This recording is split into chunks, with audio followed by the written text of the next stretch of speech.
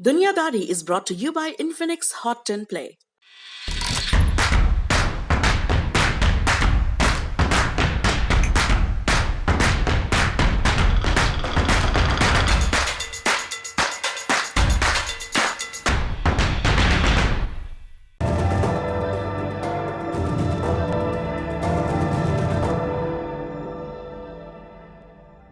हमारी ये धरती बहुत बड़ी है, तकरीबन 51 करोड़ स्क्वायर किलोमीटर में फैली हुई। इसमें केवल 29% हिस्से में जमीन है, यानी धरती पर जमीन का कुल क्षेत्रफल है करीब 15 करोड़ स्क्वायर किलोमीटर। ये फैक्ट सुनकर शायद आपको लगे कि आज दुनियादारी का टॉपिक ज्योग्राफी से जुड़ा होगा। नहीं, आज हम आपको सुनाएंगे धर्म का किस्सा एक ऐसे फसाद का जिसका मूल है जमीन। और कितनी जमीन? सिर्फ 35 एकड़ का एक प्लॉट, माने इतनी विशाल दुनिया का दशमलव से भी कम हिस्सा। लेकिन ये छोटा सा प्लॉट दुनिया की सबसे विवादित जगहों में से एक है, इसलिए कि दुनिया के 3 बड़े धर्म इस प्लॉट पर दावा करते हैं। इस कन्फ्लिक्टिंग दावेदारी के चलते कई युद्ध हुए, लगातार तनाव रहा और इसी तनाव में एक बड़ा चिंताजनक मोड़ आया बीते रोज यानी 10 मई को। इस दिन दुनिया के सबसे पुराने, सबसे पवित्र माने जाने वाले शहरों में से एक पर रॉकेट दागे गए। इसके जवाब में हुई हवाई बमबारी और इस घटनाक्रम के चलते सबकी जान सांसत में है। दुनिया भर के नेता तनाव कम करने की अपील कर रहे हैं। ट्विटर पर दोनों गुटों के समर्थन में अलग अलग हैशटैग चल रहे हैं। पूरा मामला क्या है आपको विस्तार से बताऊंगा। मेरा नाम सौरभ द्विवेदी है और ये लल्लन टॉप का अंतर्राष्ट्रीय प्रसंगों से जुड़ा कार्यक्रम दुनियादारी है। ये मामला जेरूसलम का है। वहां शहर के पुराने हिस्से में एक पहाड़ी के ऊपर फैला एक आयताकार प्लेटफॉर्म है। इसका क्षेत्रफल है करीब 35 एकड़।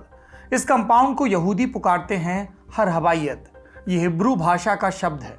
इस नाम का प्रचलित अंग्रेजी संस्करण है टेम्पल माउंट और इसी परिसर को मुस्लिम बुलाते हैं हरम अल शरीफ। एक ही जगह के अलग अलग नाम क्यों? इसकी वजह है दोनों धर्मों की मान्यताएं। यहूदी मानते हैं कि इसी जगह पर उनके ईश्वर ने वो मिट्टी सजोई थी जिससे एडम का सृजन हुआ। एडम माने वो पहला पुरुष जिससे इंसानों की भावी पीढ़ियां अस्तित्व में आई। यहूदियों की एक और मान्यता जुड़ी है टेम्पल माउंट से। उनके एक पैगंबर थे अब्राहम। अब्राहम के 2 बेटे थे, इस्माइल और इजाक। एक दफा ईश्वर ने अब्राहम से उनके बेटे इजाक की बलि मांगी। ये बलि देने के लिए अब्राहम ईश्वर की बताई जगह पर पहुंचे। यहाँ अब्राहम इजाक को बलि चढ़ाने ही वाले थे कि ईश्वर ने एक फरिश्ता भेजा। अब्राहम ने देखा फरिश्ते के पास एक भेड़ खड़ी है। ईश्वर ने अब्राहम की भक्ति, उनकी श्रद्धा पर मुहर लगाते हुए इजाक को बख्श दिया और उनकी जगह बलि देने के लिए भेड़ को भेजा। यहूदियों के मुताबिक बलिदान की वो घटना इसी टेम्पल माउंट पर हुई थी। इसीलिए इजराइल के राजा किंग सोलोमन ने करीब 1000 ईसा पूर्व में यहाँ एक भव्य मंदिर बनवाया। यहूदी इसे कहते हैं फर्स्ट टेम्पल। आगे चलकर बेबीलोनियन सभ्यता के लोगों ने इस मंदिर को नष्ट कर दिया। तकरीबन 5 सदी बाद 516 ईसा पूर्व में यहूदियों ने दोबारा इसी जगह पर एक और मंदिर बनाया। वो मंदिर कहलाया सेकंड टेम्पल। इस मंदिर के अंदरूनी हिस्से को यहूदी कहते हैं होली ऑफ होलीज, यानी पवित्र से भी पवित्र। ऐसी जगह जहां आम यहूदियों को भी पांव रखने की इजाजत नहीं थी। केवल श्रेष्ठ पुजारी ही इसमें प्रवेश पाते थे। ये सेकंड टेम्पल करीब 600 साल तक वजूद में रहा। सन 70 में रोमन्स ने इसे भी तोड़ दिया। लेकिन इस मंदिर की एक दीवार आज भी मौजूद है। इसे कहते हैं वेस्टर्न वॉल। ये दीवार उस प्राचीन सेकंड टेम्पल के बाहरी अहाते का हिस्सा मानी जाती है। यहूदी अपनी ये मान्यताएं जानते हैं, लेकिन उन्हें ये नहीं पता कि मंदिर का भीतरी हिस्सा यानी वो Holi of Holis temple mount के किस हिस्से में स्थित था। चूंकि प्राचीन समय में आम यहूदियों को वहां जाने की छूट नहीं थी, सो कई धार्मिक यहूदी आज भी ऊपरी अहाते में पांव नहीं रखते। वो वेस्टर्न वॉल के पास ही प्रार्थना करते हैं। ये तो हुई यहूदियों की मान्यता। अब बात करते हैं इस मामले के दूसरे पक्ष यानी मुसलमानों की। उनका क्या दावा है? मुस्लिमों के मुताबिक इस्लाम की सबसे पवित्र जगहों में पहले नंबर पर है मक्का, दूसरे नंबर पर है मदीना और तीसरे नंबर पर है हरम अल शरीफ, यानी जेरूसलम का वो 35 एकड़ का अहाता। इस इस्लामिक मान्यता का संबंध है कुरान से। कुरान के मुताबिक सन 621 की एक रात की बात है। पैगंबर मोहम्मद एक उड़ने वाले घोड़े पर बैठकर मक्का से जेरूसलम आए और यहीं से वो ऊपर जन्नत में चढ़ गए। फिर जन्नत में जाने के बाद उन्हें अल्लाह के दिए कुछ आदेश मिले। क्या था इस आदेश में? इसमें बताया गया था कि इस्लाम के मुख्य सिद्धांत क्या हैं, मसलन दिन में 5 बार नमाज पढ़ना। सन 632 में पैगंबर मोहम्मद की मृत्यु हुई। इसके 4 साल बाद मुस्लिमों ने जेरूसलम पर हमला कर दिया। तब यहाँ बेजेंटाइन साम्राज्य का शासन था। मुस्लिमों ने जेरूसलम को जीता और आगे चलकर उमैयद खलीफाओं ने जेरूसलम में एक भव्य मस्जिद बनवाई। इसका नाम रखा अल अक्सा। अरबी भाषा में अक्सा का मतलब होता है सबसे ज्यादा दूर। इसी अल अक्सा मस्जिद के सामने की तरफ है एक सुनहरे गुंबद वाली इस्लामिक इमारत। इसे कहते हैं डोम ऑफ द रॉक। मुस्लिम मानते हैं कि सदियों पहले उस रात को उड़ने वाले घोड़े पर सवार पैगंबर मोहम्मद ने जेरूसलम में पहली बार जहां पांव रखा उसी जगह पर है अल अक्सा मस्जिद, और जिस जगह से उठकर वो उस रात जन्नत चढ़े वहीं पर है डोम ऑफ द रॉक। और ये दोनों इमारतें जेरूसलम में कहाँ हैं? उसी 35 एकड़ वाले आयताकार कंपाउंड के भीतर, जिसे यहूदी अपने प्राचीन मंदिरों की लोकेशन मानते हैं। अब आपको इस लोकेशन को लेकर बने झगड़े की वजह समझ आ गई होगी। अब सवाल है कि टेंपल माउंट उर्फ हरम अल शरीफ पर कंट्रोल किसका है? जवाब है इट्स कॉम्प्लिकेटेड। कैसे? ये जानने के लिए हमें फिर से हिस्ट्री बांचनी पड़ेगी। इतिहास में एक दौर हुआ क्रूसेड्स का। क्रूसेड यानी होली वॉर, ऐसे युद्ध जो धर्म के आधार पर लड़े गए। ये क्रूसेड्स हुए थे ईसाइयों और मुस्लिमों के बीच। और इसकी वजह क्या थी? जब इस्लाम का विस्तार शुरू हुआ तो इस्लामिक साम्राज्य ने ईसाइयों द्वारा पवित्र मानी जाने वाली कई जगहों को जीत लिया। जेरूसलम भी इनमें से एक था। ये बात चर्च को असहनीय थी, इसलिए कि जेरूसलम उन्हें भी बहुत अजीज था। ईसाई धर्म में जेरूसलम की क्या वैल्यू थी? ईसाई मानते हैं कि ईसा मसीह ने इसी शहर में अपना उपदेश दिया, यहीं उन्हें सूली पर चढ़ाया गया और यहीं पर वो दोबारा जी उठे। ईसाई ये भी मानते हैं कि एक रोज ईसा वापस दुनिया में लौटेंगे और उनकी इस सेकंड कमिंग में जेरूसलम का अहम किरदार होगा। अब इन सारी मान्यताओं की क्रोनोलॉजी देखिए। सबसे प्राचीन मान्यता है यहूदियों की। सबसे प्राचीन इसलिए क्योंकि क्रिश्चियनिटी और इस्लाम दोनों यहूदी धर्म के बाद आए। यहूदियों पर हमला किया रोमन्स ने, उन्होंने जेरूसलम पर कंट्रोल किया। फिर आए मुसलमान, उन्होंने जेरूसलम को अपने कंट्रोल में लेकर यहाँ धार्मिक इमारतें बनवाई। फिर आगे चलकर ईसाइयों और मुस्लिमों में धर्म युद्ध शुरू हुआ। इसमें पहला ही युद्ध जेरूसलम के लिए लड़ा गया। इस फर्स्ट क्रूसेड के तहत जुलाई 1099 में ईसाइयों ने जेरूसलम को जीत लिया, लेकिन ये जीत ज़्यादा समय तक बरकरार नहीं रही। 1187 में मुस्लिमों ने जेरूसलम को वापस हासिल कर लिया और उन्होंने हरम अल शरीफ का प्रबंधन देखने के लिए वक्फ यानी इस्लामिक ट्रस्ट का गठन किया। पूरे कंपाउंड का कंट्रोल इसी ट्रस्ट के हाथ में था और यहाँ गैर मुस्लिमों को प्रवेश की अनुमति नहीं थी। सदियों तक ऐसी ही व्यवस्था बनी रही। फिर आया 1948 का साल। इस बरस गठन हुआ इजराइल का, उसी जमीन पर जहां फिलिस्तीनियों का देश था। फिलिस्तीन और इजराइल दोनों के अपने अपने दावे। फिलिस्तीन का कहना था हमारे देश में दूसरा देश कैसे बनेगा। उनकी मांग थी कि कहीं और बनाया जाए यहूदी देश, लेकिन यहूदी इसके लिए राजी नहीं थे। उनका कहना था कि वो कहीं और क्यों जाएंगे, ये ज़मीन तो उनके पुरखों की है। उन्हें सदियों तक इस ज़मीन से बेदखल रखा गया, अब उन्हें ज़मीन वापस चाहिए। यहूदियों की इस दावेदारी का आधार क्या है? इस दावे पर बतौर सबूत इजराइल का आधार है एक धर्मग्रंथ जिसका नाम है हिब्रू बाइबल। इस बाइबल का पहला हिस्सा कहलाता है बुक ऑफ जेनेसिस। इसके एक भाग का नाम है covenant between God and Abraham, माने ईश्वर और अब्राहम के बीच हुआ करार। कैसा करार? यहूदियों के मुताबिक उसके पूर्वज अब्राहम पहले मेसोपोटामिया में रहा करते थे। ईश्वर के आदेश पर वो अपना घर बार छोड़कर नई जगह पहुंचे। ये जगह पश्चिमी एशिया में थी और तब इसे कहते थे लैंड ऑफ कैनन। यहूदी मान्यता के अनुसार इस जगह के लिए खुद ईश्वर ने अब्राहम को अपनी ज़बान दी थी। कहा था अब्राहम की संतान यहीं पर एक नया देश बसाएंगी। हमने आपको अब्राहम के बेटे इजाक की कहानी सुनाई थी। उन्हीं इजाक के बेटे का नाम था जैकब और इन्हीं जैकब का एक नाम था इजराइल।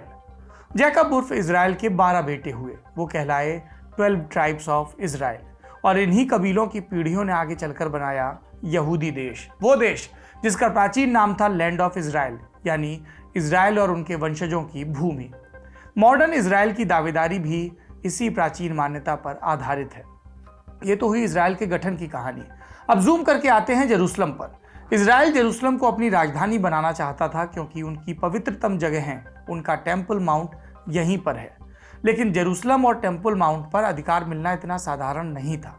यहूदियों की तरह दुनिया भर के मुसलमानों की भी आस्था इससे जुड़ी थी। मुसलमान पहले ही इजराइल के गठन का विरोध कर रहे थे। ऐसे में जेरूसलम और टेम्पल माउंट का कंट्रोल और इजराइल को मिल जाता तो भयंकर खून खराबा होता। साथ ही ये मुस्लिमों के प्रति पक्षपात भी होता। सवाल उठता है कि एक समुदाय की धार्मिक मान्यता को दूसरे समुदाय की आस्था से ऊपर कैसे रखा गया, कैसे लोगों को लगा कि पक्षपात होता। और इस सवाल के जवाब के लिए संयुक्त राष्ट्र की देखरेख में दुनिया के बड़े देशों ने एक मसौदा बनाया। इसे कहते हैं पार्टीशन रेजोल्यूशन। इसमें प्रस्ताव दिया गया कि फिलिस्तीन को 2 हिस्सों में बांट दिया जाए, एक हिस्सा यहूदियों का, दूसरा फिलिस्तीनियों का। और जेरूसलम पर क्या प्रस्ताव दिया गया? मसौदे के मुताबिक जेरूसलम पर इंटरनेशनल कंट्रोल की बात कही गई और इस कंट्रोल का पहरेदार यूएन ने खुद को बनाया। इजराइल इस मसौदे पर राजी था, लेकिन अरब मुल्कों ने इसे खारिज कर दिया। दोनों पक्षों के बीच संघर्ष हुआ। इसी संघर्ष का एक अध्याय था 1967 का 6 डे वॉर। इस युद्ध में इजराइल की जीत हुई और इसके साथ ही टेम्पल माउंट के कंट्रोल में भी एक बड़ा बदलाव हुआ। आपको याद है, हमने बताया था कि टेम्पल माउंट उर्फ हरम अल शरीफ परिसर का प्रबंधन वक्फ बोर्ड के हाथ में था। 1948 में इजराइल के गठन के बाद भी उनका कंट्रोल बना रहा था। गैर मुस्लिमों को प्रवेश की अनुमति नहीं थी, लेकिन 1967 के युद्ध में इजराइल ने फिलिस्तीनी कंट्रोल के कई इलाकों पर कब्जा कर लिया और इस अधिकृत हिस्से में टेम्पल माउंट भी था। इजराइल ने इस इलाके को जीत तो लिया, लेकिन उसने पवित्र परिसर के कंट्रोल में बदलाव नहीं किया। उस समय इजराइल के रक्षा मंत्री थे मोशे डायन। उन्होंने टेम्पल माउंट को लेकर मुस्लिम नेताओं से वार्ता की और दोनों पक्षों के बीच एक समझौता हुआ। इसके मुताबिक टेम्पल माउंट के प्रबंधन का अधिकार जॉर्डन को दे दिया गया, वो इसका कस्टोडियन बन गया। इस समझौते में एक बड़ा बदलाव यह हुआ कि अब यहूदियों को भी इस परिसर में प्रवेश की अनुमति मिल गई, लेकिन केवल पर्यटक के तौर पर। वो कंपाउंड में आ तो सकते थे, लेकिन पूजा पाठ नहीं कर सकते थे। क्या यह समझौता सबको स्वीकार था? जवाब है नहीं। दोनों तरफ के कट्टरपंथी इससे नाखुश थे। कट्टरपंथी मुस्लिम इस परिसर में गैर मुस्लिमों के घुसने से नाराज थे और कट्टरपंथी यहूदी कहते थे कि उनको टेम्पल माउंट में प्रार्थना का अधिकार मिले। और इसी का नतीजा आया 1982 में। इस बरस एलन गुडमैन नाम का एक इजरायली सैनिक पवित्र परिसर में स्थित डोम ऑफ द रॉक में घुस गया। उसने मशीन गन से फायरिंग शुरू कर दी। इस वारदात में 2 लोग मारे गए। इस घटना के बाद यहूदियों और मुस्लिमों के बीच तनाव बढ़ गया। होता यह कि जब यहूदी परिसर के पास वेस्टर्न वॉल के पास प्रार्थना करते तो कई बार परिसर के भीतर से मुस्लिम उन पर पत्थर फेंकते। इसके चलते यहूदियों में भी टेम्पल माउंट पर अपना दावा मजबूत करने की जिद बढ़ गई। इसी दावे का एक मशहूर एपिसोड साल 2000 में सामने आया। इस बरस इजराइल के पूर्व प्रधानमंत्री एरियल शेरन खूब भारी भरकम सुरक्षा के बीच टेम्पल माउंट पहुंचे। मकसद था इजराइल का अधिकार स्थापित करना। और इस प्रकरण के चलते भी खूब फसाद हुआ, जेरूसलम में दंगे हुए। आगे के बरसों में भी टेम्पल माउंट के इर्द गिर्द तनाव बना रहा। छिटपुट संघर्ष और जोर आजमाइश की वारदातें होती रहीं। और इसमें बड़ा पॉइंट आया 2014 के आखिर में। हुआ ये कि एक यहूदी कट्टरपंथी था, यहूदियों के उस धड़े का हिस्सा जो टेम्पल माउंट पर इजरायली कंट्रोल की मांग करता है। एक फिलिस्तीनी ने गोली मारकर उसकी हत्या की कोशिश की। कोशिश नाकाम रही, लेकिन वो फिलिस्तीनी इजरायली फोर्सेस के हाथों मारा गया। इस पर फिलिस्तीनी उबल पड़े। दोनों पक्षों के बीच हिंसक झड़पें शुरू हुई। तनाव के चलते इजराइल ने कुछ समय के लिए मुस्लिमों के टेम्पल माउंट में घुसने पर पाबंदी लगा दी और फिलिस्तीनी लीडरशिप ने इसे जंग का ऐलान माना। इसके बाद से ही फिलिस्तीनी इस परिसर को लेकर बेहद सशंकित रहते हैं। उनको लगता है कि इजराइल इस पर कब्जा करने की तैयारी कर रहा है। यहूदी कट्टरपंथी भी इस आशंका को हवा देते रहते हैं। अब आप पूछेंगे कि ये सारा इतिहास हम आज क्यों बता रहे हैं? क्योंकि एक बार फिर इस पवित्र परिसर और जेरूसलम के इर्द गिर्द संघर्ष तेज हो गया है। क्या है हालिया घटनाक्रम, जिसका हमने कल के दुनियादारी में भी कुछ संकेत दिया था? इसकी जड़ में है जेरूसलम शहर का पूर्वी हिस्सा। ये कहलाता है ईस्ट जेरूसलम। ये फिलिस्तीनी बसाहट का एरिया है। यहाँ एक इलाका है शेख जर्राह। करीब 2 सदी पुरानी बात है। तब जब फिलिस्तीन पर ऑटोमन साम्राज्य का अधिकार था, उस समय से ही कुछ यहूदी संगठन फिलिस्तीन में जमीन खरीदने लगे थे। इसी कड़ी में 1876 के साल में 2 यहूदी ट्रस्ट कुछ अरब जमींदारों से शेख जर्राह में जमीनें खरीदते हैं। 1948 में जब इजराइल का गठन होता है तब युद्ध छिड़ता है और इसमें जॉर्डन ने ईस्ट जेरूसलम पर कब्जा कर लिया। इस दौर में जॉर्डन ने यहाँ कई सारे मकान बनाए। ये मकान उन फिलिस्तीनी शरणार्थियों के लिए थे जो इजराइल के गठन के बाद उसके इलाकों से भागकर ईस्ट जेरूसलम में आए थे। फिर 1967 के युद्ध में इजराइल ने ईस्ट जेरूसलम पर कब्जा किया। अब शेख जर्राह के वो शरणार्थियों वाले घर, उनकी ओनरशिप फिर से यहूदी ट्रस्ट को सौंप दी गई। इन ट्रस्टों ने जमीन यहूदी सेटलर्स को बेच दी। इन सेटलर्स ने फिलिस्तीनियों से घर खाली करने को कहा और इसी पर विवाद हुआ। काफी हंगामे के बाद 1982 में इलाके के फिलिस्तीनी निवासियों ने यहूदी सेटलर्स से समझौता किया। इसके तहत फिलिस्तीनियों ने उस जमीन पर यहूदी सेटलर्स का मालिकाना हक मान लिया। बदले में उन्हें किराएदार की हैसियत से वहां रहने का हक मिल गया। लेकिन क्या यह समझौता बरकरार रहा? नहीं। आगे चलकर फिलिस्तीनियों ने कहा कि उनके साथ चालाकी हुई है, इसलिए वो ये समझौता नहीं मानेंगे। और इसी विवाद से जुड़ा एक प्रकरण मौजूदा तनाव की जड़ है। ये मामला जुड़ा है शेख जर्राह में रह रहे 6 फिलिस्तीनी परिवारों से। यहूदी सेटलर्स पुराने समझौते का हवाला देकर उनका घर खाली करवाना चाहते थे, लेकिन इन परिवारों ने कहा कि वो प्रॉपर्टी क्यों खाली करें जब जमीन पुश्तैनी तौर पर उनकी है। इस दावे के समर्थन में ये लोग ऑटोमन काल के कुछ भूमि दस्तावेज ले आए। मामला कोर्ट में पहुंचा। यहाँ यहूदियों ने कहा कि ये जमीन प्राचीन काल से ही यहूदियों की है, इस पर यहूदियों का सनातन अधिकार है। कोर्ट ने इस केस में यहूदी सेटलर्स के दावे को माना, फिलिस्तीनी परिवारों से घर खाली करने को कहा और यहीं से चिंगारी भड़क उठी। एक तरफ इस मामले की सुप्रीम कोर्ट में अपील, दूसरी तरफ फिलिस्तीनी अपनी दावेदारी को बल देने के लिए लामबंद। इस झगड़े का प्लॉट कई दशकों से तैयार हो रहा था। 1967 के युद्ध में जीत के बाद से ही इस इलाके में इजरायली सेटलर्स की संख्या बढ़ने लगी थी। इजरायली कहते थे कि ये इलाका एक प्राचीन यहूदी पुजारी के मकबरे के पास बसा था, मतलब उनके लिए पवित्र है, उनका इलाका है। इजरायलियों ने यहाँ रहने वाले फिलिस्तीनियों को अतिक्रमणकारी भी कहना शुरू कर दिया। यहूदियों द्वारा पेश किए गए इस नैरेटिव के चलते ईस्ट यरूशलेम का इलाका दोनों पक्षों के आपसी तनाव का एक बड़ा केंद्र बन गया। फिलिस्तीनियों का आरोप है कि यहूदी यरूशलेम शहर के पुराने हिस्सों पर कब्जा करने में लगे हैं और अरबों को जबरन अपनी जमीन से बेदखल कर रहे हैं, उनके नस्लीय सफाए की कोशिश कर रहे हैं। और यही वजह है कि उन 6 परिवारों के इविक्शन को फिलिस्तीनियों ने अपने अस्तित्व और हक की लड़ाई मान लिया। 10 मई को सुप्रीम कोर्ट में इस केस की फाइनल सुनवाई होनी थी, लेकिन इससे पहले ही दोनों पक्षों की सरगर्मियां बढ़ गईं।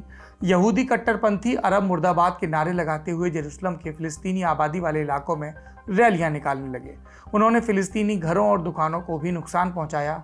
जवाब में फिलिस्तीनी भी पीछे नहीं रहे। पिछले करीब 1 हफ्ते से सैकड़ों फिलिस्तीनी हर रात शेख जर्राह में जमा होते हैं, सड़क पर इफ्तार करते हैं, नाचते गाते हैं, नारे लगाते हैं।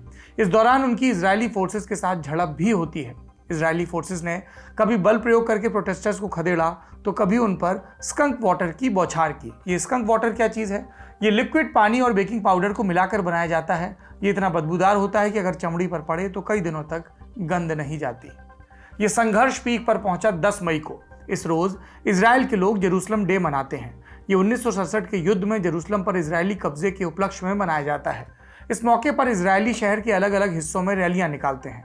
फिलिस्तीनियों को आशंका थी कि कहीं यहूदी टेम्पल माउंट में घुसने की कोशिश न करें, और इसी के मद्देनजर फिलिस्तीनी प्रोटेस्टर्स 10 मई की सुबह से ही भारी संख्या में अल अक्सा मस्जिद में मौजूद थे। सुबह के तकरीबन 8 बजे की बात है। इजरायली फोर्स मस्जिद कंपाउंड में घुसी। फिलिस्तीनी पत्थरबाजी कर रहे थे। इजरायली फोर्स उन पर स्टन ग्रेनेड्स और रबड़ बुलेट्स दाग रही थी। संघर्ष की शुरुआत को लेकर दोनों पक्षों के अपने अपने दावे।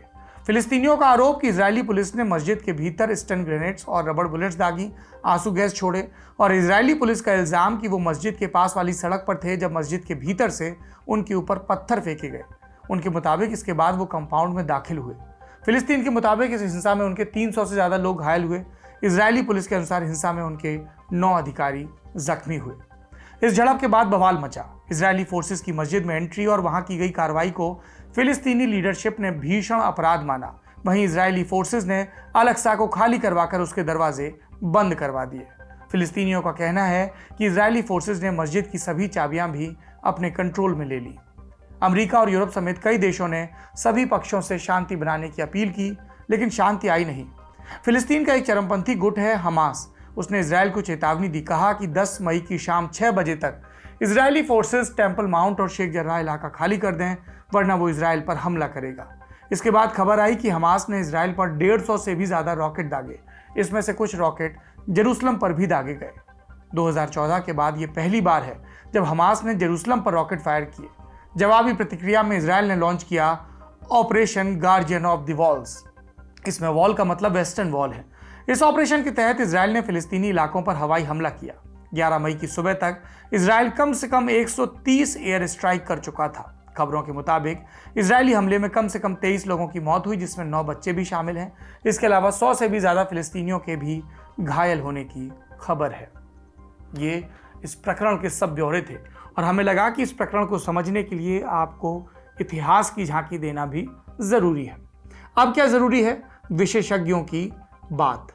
Doctor Khimraj Jangid Jindal school of international affairs के सेंटर फॉर इजराइल स्टडीज़ में एसोसिएट प्रोफेसर हैं। इजराइल पर उनकी एक्सपर्टीज़ है। इस मौजूदा तनाव पर बात करते हुए उन्होंने जो बताया वो आपको सुनना चाहिए।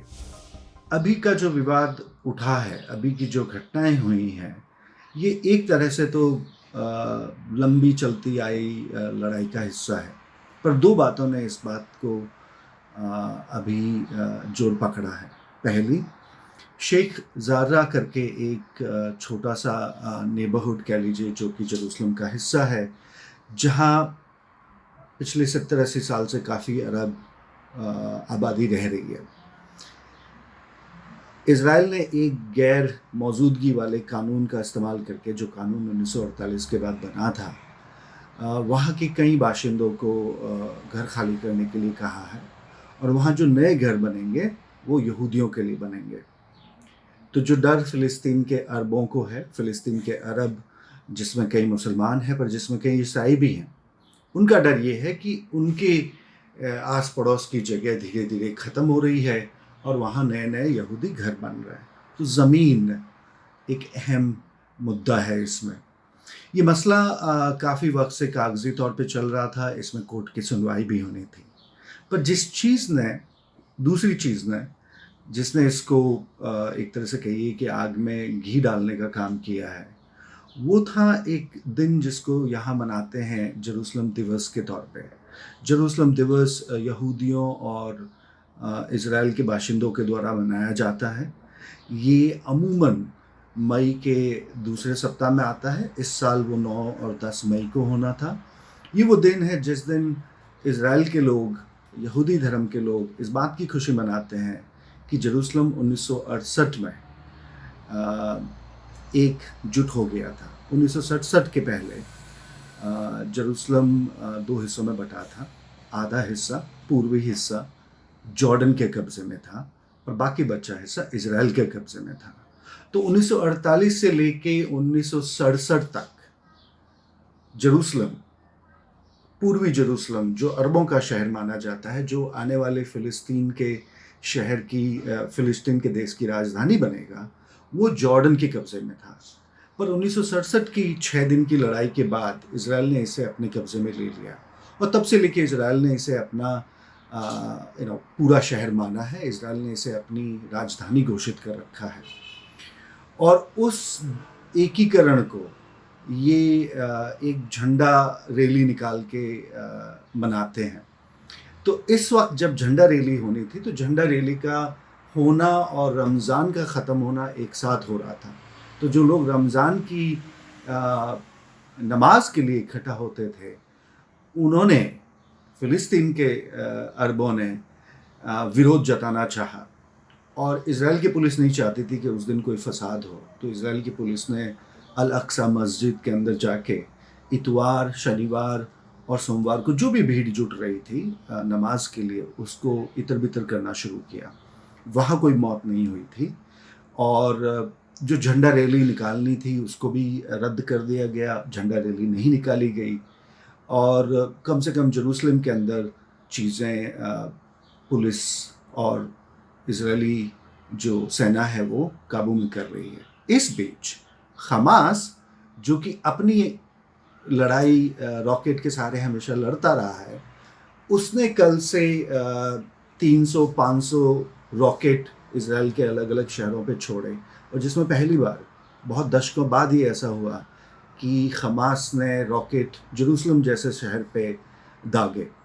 और उस लड़ाई के चलते पिछले 24 घंटे में 26 से लेकर 30 फ़िलिस्तीन के लोग मारे गए हैं गाज़ा में। इस मसले पर हमने डॉक्टर मुश्ताक हुसैन से भी बात की। वो दिल्ली यूनिवर्सिटी में असिस्टेंट प्रोफेसर हैं और इजराइल के मामलों के विशेषज्ञ। उनकी राय सुनिए। फ़िलिस्तीनियों के बीच काफ़ी डिफरेंस है। जब हम फ़िलिस्तीन का नाम लेते हैं, 2 टेरिटरीज़ हैं, 2 जगह हैं। एक है वेस्ट बैंक और एक है गाज़ा। वेस्ट बैंक को रूल करने वाली एक अलग गवर्नमेंट है जिसको हम पैलेस्टीनियन नेशनल अथॉरिटी कहते हैं, और गाज़ा को रूल करते हैं हमास। अब हमास एक ऐसी पॉलिटिकल पार्टी है जिसके लड़ाके भी हैं। तो पूरी दुनिया में यूरोपियन यूनियन, अमेरिका और बाकी जो विदेशी ताकतें हैं वो हमास को एक आतंकवादी संगठन की तरह ट्रीट करते हैं। वो कहते हैं कि हमास एक आतंकवादी संगठन है। इज़राइल भी कहता है कि हमास एक आतंकवादी संगठन है।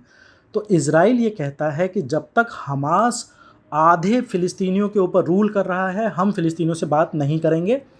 जो पैलेस्टीनियन नेशनल अथॉरिटी की गवर्नमेंट है, वो अपनी तरफ से हमास को पावर से हटाए और ख़ुद गाज़ा के पे भी रूल करे, तभी हम फ़िलिस्तीनियों से बात करेंगे। इज़राइल को पता है कि ये ऐसा नहीं कर सकते पैलेस्टीनियन नेशनल अथॉरिटी के लोग। तो फ़िलिस्तीनियों के बीच का जो मतभेद है उसको एक एक्सक्यूज़ की तरह यूज़ करता है इज़राइल, ताकि इज़राइल को फ़िलिस्तीनियों से बात ही ना करनी पड़े।